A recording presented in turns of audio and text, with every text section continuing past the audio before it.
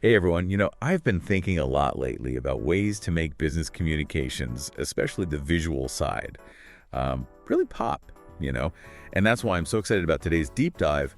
We're going to be talking all about AI image generation. Okay, yeah, so cool. Specifically, Google's Gemini 2.0 Flash experimental. And we'll be pulling from Tetsumemo's awesome newsletter, of course, as always, to, really get into the nitty-gritty of it. Definitely, yeah. It's some pretty amazing stuff. I know. So, one of the things that really grabbed my attention from the newsletter was that Gemini just totally changes the game, right? No more messing around with those crazy, complicated AI prompts, Right. Instead, you just, have a conversation and boom, images start appearing. Exactly. It's you can just talk to it and kind of explain what you're looking for, and it starts to understand and create, visuals based on your ideas. Yeah, so it's like having a digital artist on call, but instead of, sketching and all that, you're just, chatting with them. That's a great way to put it, yeah. And one of the things that's really impressive is that it goes beyond just taking isolated commands. It's actually understanding context and, has this world knowledge, as they call it, built in. Ah, okay, so world knowledge. Now, what does that actually mean? Does that mean it knows the difference between a Tokyo skyscraper and a skyscraper? In New York, for example? Yeah, exactly. It can distinguish between different locations, different styles, different cultures, and what's really huge for, anyone working with AI in Japan is it even handles text beautifully, including, Japanese text. Okay, that is huge, especially for anyone who's, struggled with those English-centric AI prompts. Yeah. This could be a real game changer. Totally, yeah. No more trying to translate your ideas into perfect English, Exactly. Okay, so color me intrigued, but there's got to be a catch, right? It can't all be sunshine and roses. What's the downside here? Well, so the free version that you can access through Google AI Studio, it does have some limitations in terms of the number of images you can generate, the size of the images, and the speed of generation. Okay, that makes sense. There's got to be some trade-off somewhere, right? Right. But even with those limitations, it's surprisingly powerful, especially if you're just using it for basic business needs. Right. So, even with the free version, we're still talking about a tool that could potentially revolutionize how we approach visual communication. Yeah. Especially for those of us who, maybe don't have a design background. Absolutely. Imagine being in a brainstorming meeting, and as you're discussing ideas, the visuals just start appearing on the screen in real time. Wow. Yeah. Okay, that would definitely make meetings a lot more engaging and probably a lot shorter too, which I think everyone would appreciate. Definitely, yeah. And we're trying to explain abstract concepts with just words and hand gestures.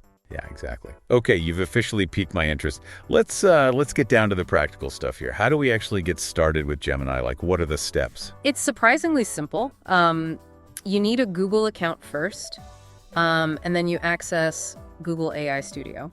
Okay, so far so good. From there, you just, create a new prompt, select the Gemini model, and then boom, you're ready to go. Easy peasy. Yeah. Okay, before we start, conjuring up images like crazy, Tetsumo mentioned something about safety settings in the newsletter. What's the deal with those? Should we be turning them on or off? Yeah, good question. It's kind of a balancing act between creative freedom and, responsible use.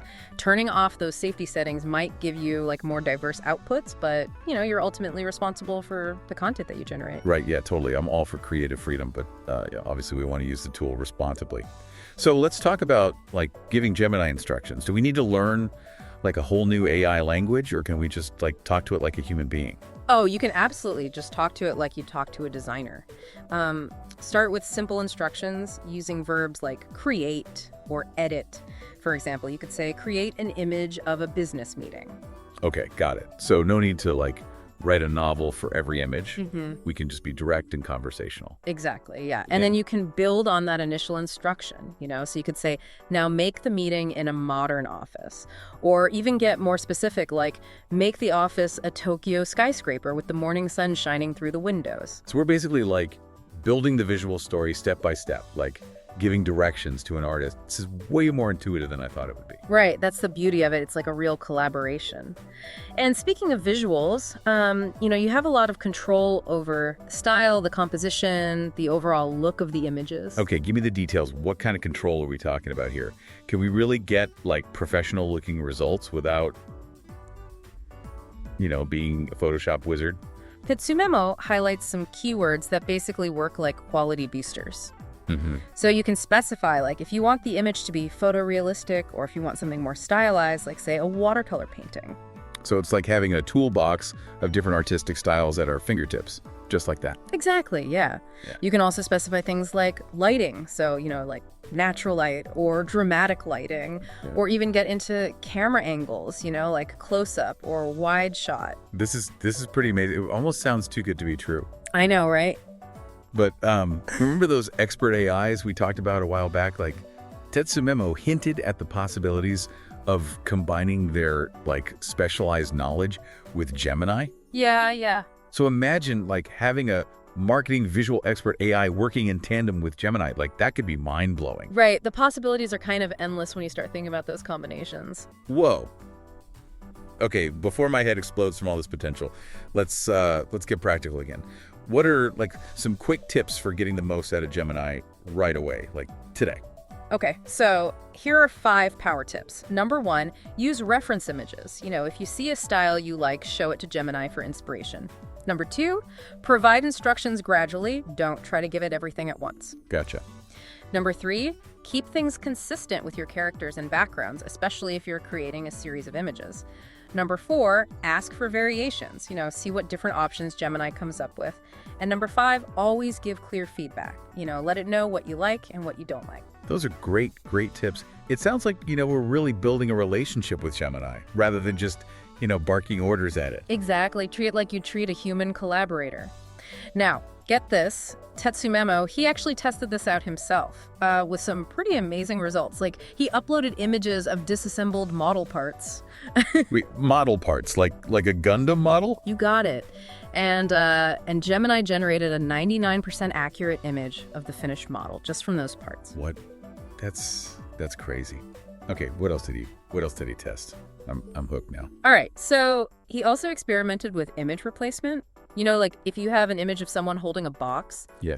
He seamlessly swapped out that box for a different one, and it looked totally natural. So no more struggling with Photoshop to, like, change out product images or anything like that. Right, exactly. Okay, this is getting me really excited. Tell me more. Okay. He even took a simple line drawing and turned it into a fully colored, multi-view 3D image. Wow. Showcasing, like, Gemini's understanding of 3D space. I'm officially blown away. But wait, there's more, right? There's got to be more. Oh, there's definitely more. He created a 30-frame animation of Goku, powering up and firing a Kamehameha wave, all in pixel art style. No way. Yeah. And it gets even crazier. He used 2 static images and some video software to transform a person into a cyborg. Okay, that's incredible. I need a minute to process all of this. It's like drinking from a fire hose, I know. Yeah, it's like a fire hose of awesome. All right, so we're just getting started. Bring it on. I'm ready for more. Ready for, like, even more Gemini magic. Absolutely, yeah. After those mind-blowing examples, I'm really eager to hear about this line art powerhouse that you mentioned earlier. Okay, so it's not just about adding color to, like, simple sketches, right? Imagine, seamlessly integrating backgrounds, special effects, even mascot characters, and beautifully rendered Japanese text, too. Okay, so, like, I could take, like, a really simple light bulb doodle and have Gemini turn it into, like, a professional-looking infographic for my next presentation. Yeah, exactly. Think about, like, social media posts, website banners, even product mock-ups. I mean, the possibilities are pretty much endless. Wow, that is really cool. And speaking of possibilities, Pitsumemo outlined how Gemini could, like, totally revolutionize, like, entire industries. Okay, so let's get down to business here. What kind of impact are we talking about? So imagine planning meetings, right? But they're transformed into these dynamic brainstorming sessions where ideas are visualized in real time, No more struggling to explain abstract concepts. You can just, like, show them. They would certainly streamline things, and I can already see how much time and energy that would save. Oh, yeah, for sure. And consider the impact on, like, design workflows, No more spending endless hours creating multiple design variations. Gemini can generate them in like seconds, all from, a simple sketch. So we're talking about a massive increase in efficiency, which allows designers to really focus on like the bigger picture, the creative strategy. But what about other fields like advertising and marketing? How could Gemini be used there? Well, think about, rapid-fire storyboard creation, right? You can experiment with different tones, different styles, all at, like, lightning speed. Yeah. It's not about replacing human creativity, it's about empowering it. Right. Freeing up creatives to focus on, like, strategy and innovation. Tetsumemo also mentioned, like, product development, presentations, even sales. What did he have to say about those? So imagine, like, taking a rough product sketch and, transforming it into a polished 3D concept in just a few minutes. Okay. Or, presenting complex ideas with visuals that, like, make everything crystal clear, No more confusion. Yeah, it really sounds like a game changer for communication, like across the board. But how do we actually communicate with Gemini to achieve these incredible results? Like, what's the secret sauce? Mastering the art of prompting, that's key. Remember those 3 crucial elements, subject, context, and style. Right, but give me an example. Like, how do we go from like a vague idea in our heads to a specific instruction that Gemini understands? Okay, so let's say you want an image of like a business professional. Right. That's your subject. Now, you add some context, so you say a female business leader giving a presentation in a modern office. And then finally, you specify the style. So you could say something like, a 40-year-old female business leader giving a presentation in a Tokyo skyscraper's conference room with the morning sun shining in, showing confidence in her expression. Render this in a photorealistic style with soft lighting and shallow depth of field.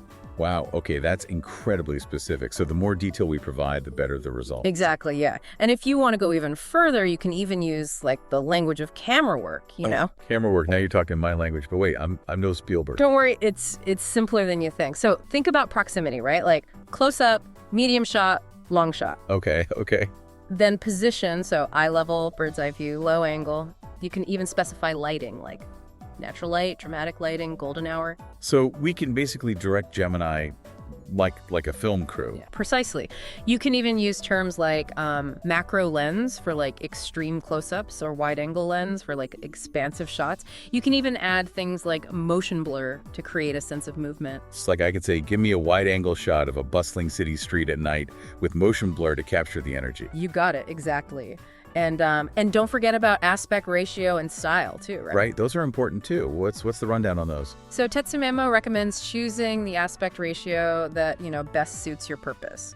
So square for social media, landscape for presentations, and portrait for mobile content. Those are like good starting points. Makes sense. And what about different visual styles? Well, it all depends on your brand and message, right? So photorealistic for like showcasing products, flat design for infographics, isometric for diagrams, and hand-drawn for like a more approachable feel. So basically we should consider like our target audience and the overall look and feel that we want to achieve. Exactly, yeah.